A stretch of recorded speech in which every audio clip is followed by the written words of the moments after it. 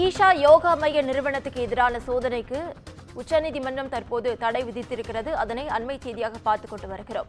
சென்னை உயர்நீதிமன்றத்தில் உள்ள ஈஷா யோகா மையம் தொடர்பான வழக்கு உச்சநீதிமன்றத்திற்கு மாற்றம் செய்யப்பட்டுள்ள நிலையில் தற்போது ஈஷா யோகா மைய நிறுவனத்துக்கு எதிரான சோதனைக்கு உச்சநீதிமன்றம் தடை விதித்திருக்கிறது. இதுகுறித்த முழு விவரங்களை வழங்க செய்தியாளர் காவ்யா நம்மோடு இணைப்பில் காத்திருக்கிறார். காவ்யா, வணக்கம். விவரங்கள் என்ன? வணக்கம். ஈஷா நிறுவனம் தொடர்ந்த மேல்முறையீட்டு வழக்கில் தற்போது அந்த நிறுவனத்துக்கு எதிராக காவல்துறை விசாரணை நடத்தவும் தொடர்ந்து அந்த நிறுவனங்கள் தொடர்பான இடங்களில் சோதனை நடத்தவும் உச்சநீதிமன்றம் தற்போது இடைக்கால தடை விதித்திருக்கிறது. முன்னதாக தனது 2 மகள்களையும் மூளை செலவை செய்து ஈஷா மையத்தில் அடைத்து வைத்துள்ளதாக ஓய்வு பெற்ற பேராசிரியர் காமராஜ் சென்னை உயர்நீதிமன்றத்தில் தாக்கல் செய்த ஆட்கொணர்வு மனு முன்னதாக சென்னை உயர்நீதிமன்றத்தில் விசாரணைக்கு வந்தது.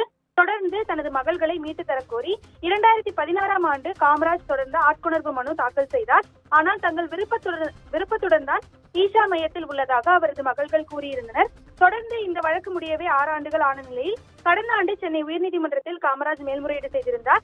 இந்த வழக்கு முன்னதாக சென்னை உயர்நீதிமன்றத்தில் விசாரணைக்கு வந்தபோது தாங்கள் சுய விருப்பத்துடன் அங்கு தங்கி வருவதாகவும் தங்களை யாரும் வற்புறுத்தவில்லை எனவும் காமராஜின் மகள்கள் தெரிவித்திருந்தனர். அப்போது குறுக்கிட்ட நீதிபதிகள் தனது மகளுக்கு திருமணம் செய்துவிட்டு பிற பெண்களை மொட்டையடித்து சன்னியாசிகளாக யோகா மையங்களில் வாழ ஏன் ஜக்கி வாசுதை ஊக்குவிக்கிறார் என கேள்வி எழுப்பியிருந்தனர். தொடர்ந்து ஈஷா மையத்தின் மீது வைக்கப்படும் குற்றச்சாட்டுகளின் தீவிரத்தன்மையை கருத்தில் கொண்டு விசாரணை நடத்த வேண்டியுள்ளதாக நீதிபதிகள் கூறினர். இதனால் ஈஷா யோகா மையத்தின் மீது கூறப்பட்ட பாலியல் குற்றச்சாட்டுகள் உட்பட அனைத்து கிரிமினல் வழக்குகள் குறித்தும் விரிவான அறிக்கை தாக்கல் செய்யவும் முன்னதாக சென்னை உயர்நீதிமன்றம் உத்தரவிட்டிருந்தது.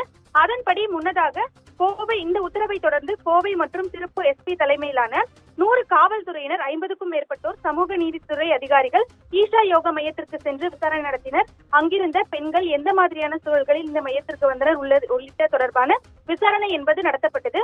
தொடர்ந்து 3 நாட்களாக இந்த விசாரணை என்பது தொடர்ந்தது. இந்த விசாரணை மற்றும் சோதனையை எதிர்த்து ஈஷா மையம் தொடர்ந்த வழக்கானது இன்று உச்சநீதிமன்றத்தில் விசாரணைக்கு வந்தது. அப்போது ஈஷா யோகா மைய கிரிமினல் வழக்குகள் குறித்து அறிக்கை கோரிய சென்னை உயர்நீதிமன்ற உத்தரவை உச்சநீதிமன்றம் நிறுத்தி வைத்தது. அதே நேரத்தில் பெற்றோரின் கோரிக்கை தொடர்பாகவும் உரிய விசாரணை நடத்தப்படும் எனவும் உச்சநீதிமன்றம் தெரிவித்திருந்தது. இந்த நிலையில்தான் இதை தொடர்ந்து உத்தரவை பிறப்பிப்பதற்கு முன்னதாக பேசிய உச்சநீதிமன்ற தலைமை நீதிபதி டி ஒய் சந்திரசூட் சுமார் 500 போலீஸ் அதிகாரிகள் அந்த வளாகத்திற்குள் நுழைந்து தொடர்ந்து ரோஹத்கி வழக்குதாரர் ரோஹத்கியின் அறிவுறுத்தலின்படி தொடர்ந்து அங்கு விசாரணை நடத்தியதாக தெரிவித்திருந்தார்.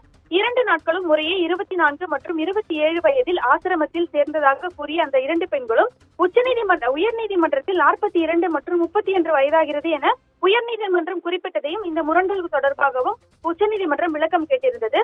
தொடர்ந்து பெற்றோர்களும் தங்களை சந்திக்க அவ்வப்போது ஆசிரமத்திற்கு சென்றதாகவும் அவர்களில் ஒருவர் ஹைதராபாத்தில் நடந்த மராத்தான் போட்டியில் பங்கேற்றதாகவும் அவர் 2 மகள்களும் கூறியுள்ளதாக உச்சநீதிமன்றத்தில் விளக்கமளிக்கப்பட்டதாக நீதிபதிகள் தெரிவித்தனர். தொடர்ந்து கைதிகள் மற்றும் மனுதாரர் இருவரையும் விசாரித்து உயர்நீதிமன்றத்தின் இடைக்கால உத்தரவுக்கு தொடர்ந்து உச்சநீதிமன்றம் தடை விதிப்பதாக தெரிவிக்கப்பட்டிருந்தது. இந்த நிலையில்தான் தற்போது அங்கு நடைபெற்று வரும் காவல்துறையினரின் சோதனைக்கும் உச்சநீதிமன்றம் தடை விதித்திருக்கிறது.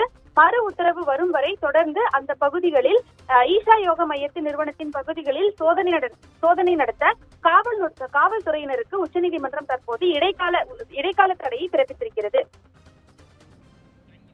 விவரங்களுக்கு நன்றி காவ்யா.